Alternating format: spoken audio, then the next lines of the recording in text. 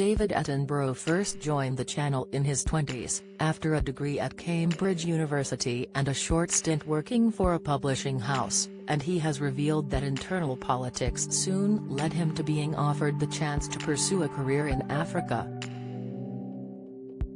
Reflecting on spending more than 7 decades in television, the 96-year-old said that at the time, being posted to the continent had suited him down to the ground. David, who has spoken earnestly about climate change and the impact of air travel on carbon emissions, is now presenting a show set in the UK, called Wild Isles. While preparing to promote the new series, he admitted that creating a show about British wildlife is something he had always wanted to do. However, his career had been primarily in Africa before, something which he describes as internal politics. When he first joined the BBC back in 1952, television had been restricted to London only, but was rapidly expanding. Bristol had a natural history unit on the radio, but it didn't have television, he recalled in a new interview with Chris Packham for Winter Watch. He had a meeting with show bosses who stated that they wanted to focus on British natural history and decided to post him overseas. They said, "Tell you what.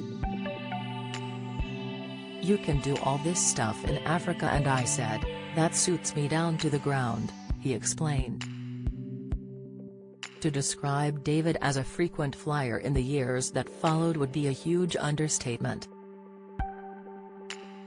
It has since been estimated that he has traveled 1.9 million miles by air over the course of his career, the equivalent of flying around the world 763 times.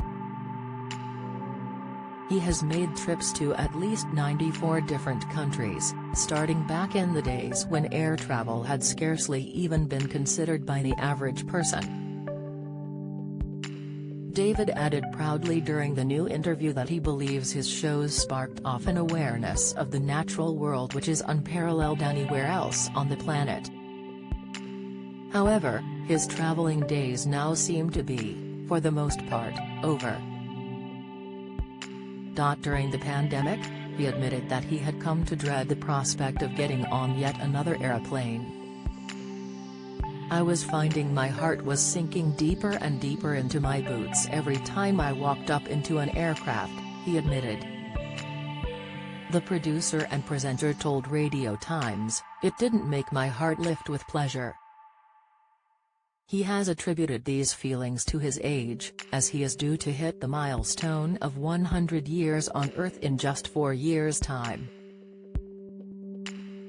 Meanwhile, to film the then-legendary Life of Birds documentary series back in 1998, he traveled to mammoth 256,000 miles across 42 countries for those shows alone.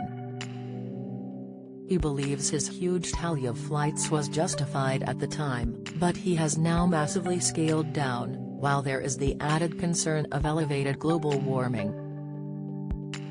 David warned, "I don't think people should fly just for the hell of it, and the BBC would be absurd to spend money on flights that are not essential or important."